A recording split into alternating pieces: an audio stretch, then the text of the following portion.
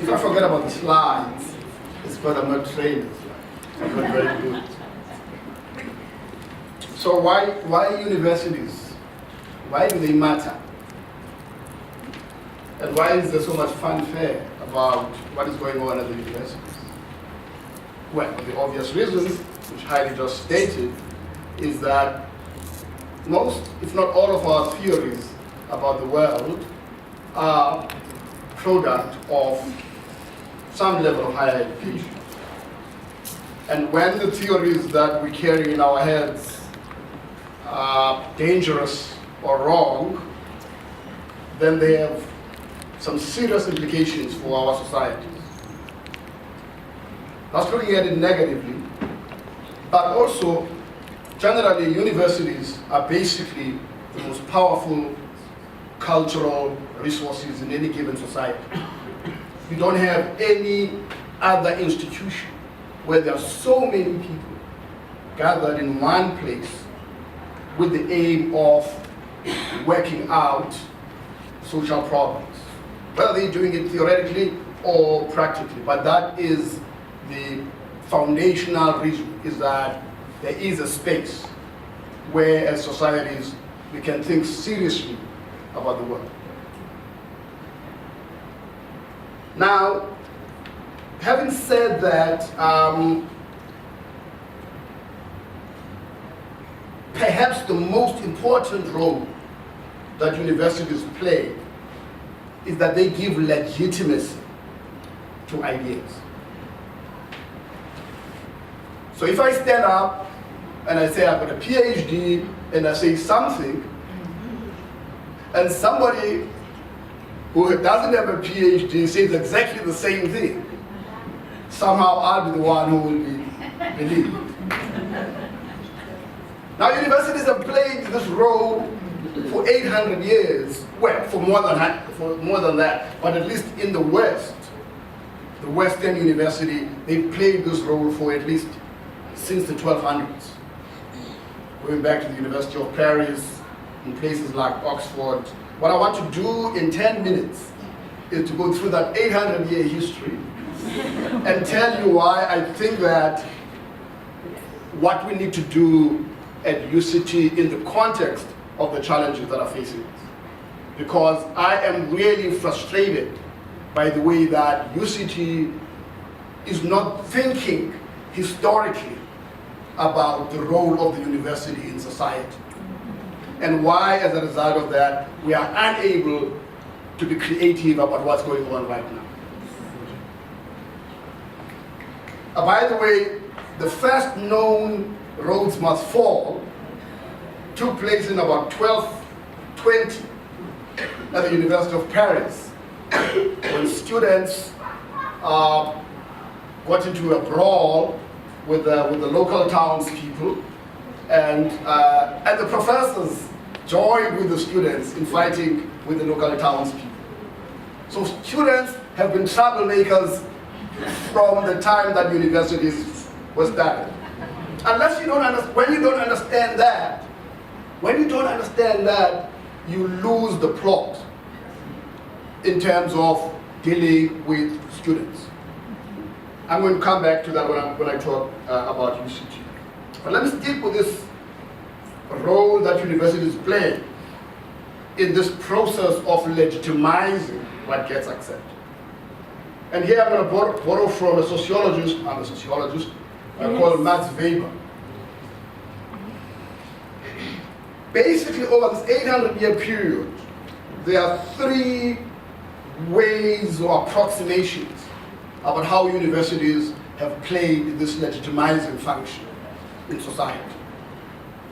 There is the traditional, what Weber would call universities playing the role of being the traditional authorities.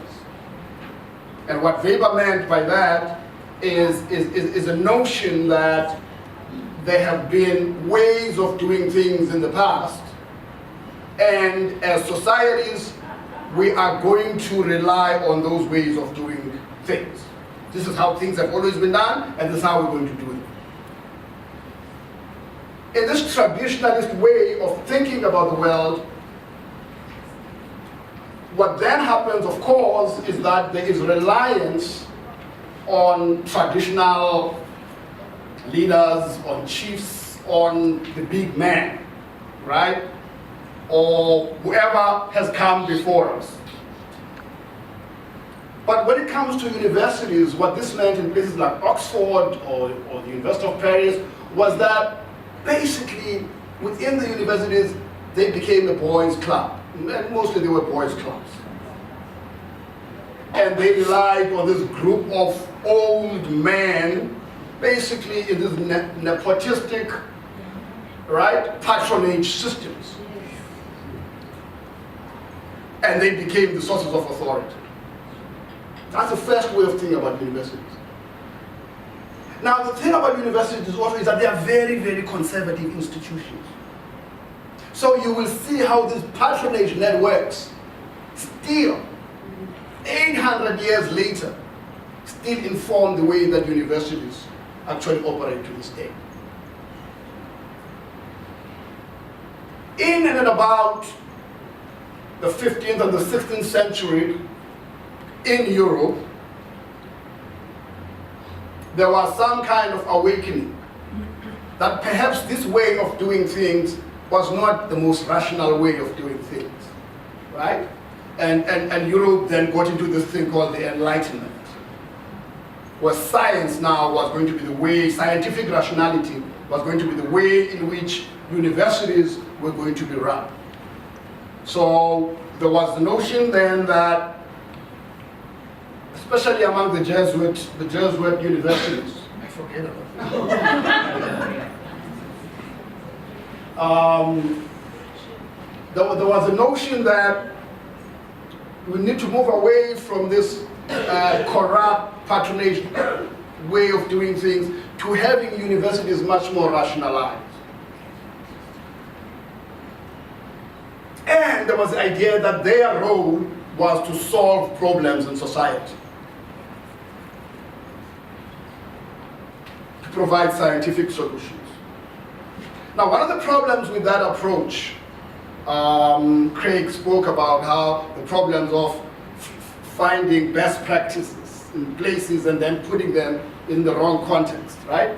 But this is one of the, it comes out of that tradition of this notion that universities are kind of like scientific, operate on this notion of scientific rationality.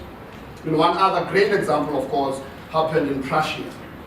Prussia was known for producing all these great forests. And at some point in Prussia, they decided that they're going to do away with all of the shrubs and all of the vegetation so that they could increase the revenues they could get from timber by having all these thin, tall trees. And they did away with the vegetation.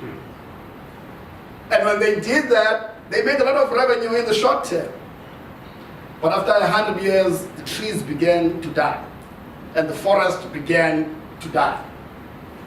And that's this notion of scientific rationality, but not paying attention to the vegetation that gives life to the trees and the forest. And that metaphor applies to society as well. The notion that you can provide scientific solutions to society results in some of the great planning and developmental disasters that we've seen. So we have to understand that complexity about society. In that maelstrom of development, there was a third way of looking at universities. And it was the idea that, particularly among something called the Romantic movement in Europe, which was a reaction, of course, to the Enlightenment and to this scientific way of doing things, that culture matters, that people matter, that the arts matter. And that was for the first time then the development of the German model of the university. And the German model of the university, of course, was organized around now no longer just science, but the idea now of research that is based in a search for the truth. The truth in its philosophical and moral dimensions. And at the heart of that, of course, was the notion of the professor. And of course, the invention of something called the PhD. And of course, whereas the first generations of universities were mostly organized around undergraduate teaching on a collegiate system, now you began to have the idea of emphasis on graduate education, with the professor and the students as the most powerful elements in the university. And this is the charismatic notion of the university, right? As the professor, and knowing everything. But an important element in that third dimension was, of course, the notion of academic freedom. That now, out of this research, the university professors could speak the truth without fear or favor. They could speak the truth that comes out of their research. And that's how the notion of academic freedom came into being.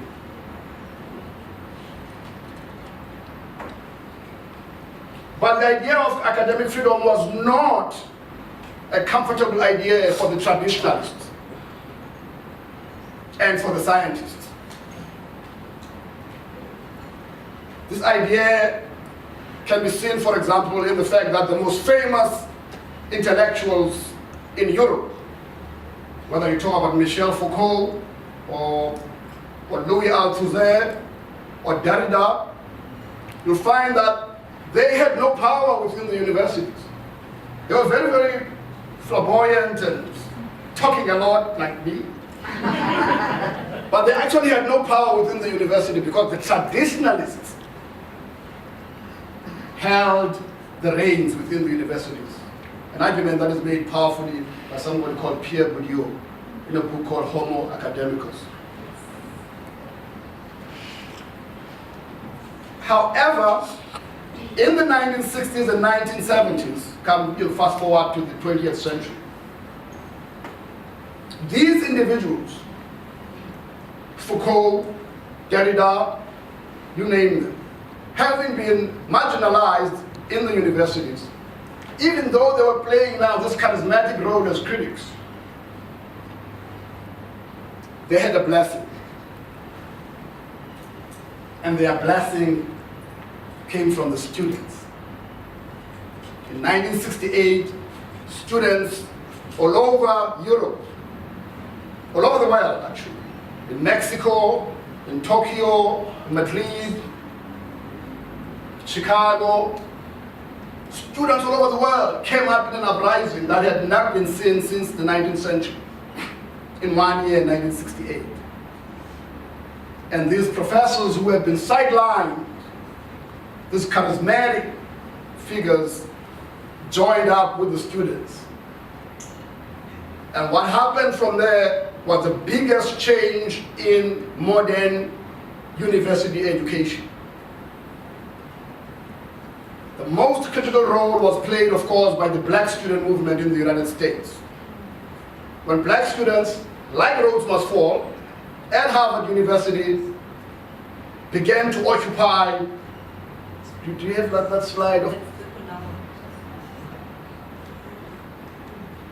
But students at Harvard, at Yale University, at Columbia University, all the Ivy League universities, they occupied these buildings, demanding the introduction of black studies, demanding changes in the curriculum, demanding black professors. And so when it happens here, it's like, it's the first time it has ever happened. And I say to my colleagues, but look at this. It happened, And what was the result? Is that Harvard has got the best African American studies department in the world right now. Columbia has got one of the best African studies departments. It made those universities better than they ever would have been. I don't know if you heard about something called the Dream Team of Henry Louis Gates Jr., Cornel West, Kwame Anthony Appiah, William Julius Wilson. Yeah. All right, a group of African American academics who held sway in the American academy like no other group before, including the Jewish New York intellectuals. And that is because the charismatic intellectuals had joined up with the students to reimagine the university.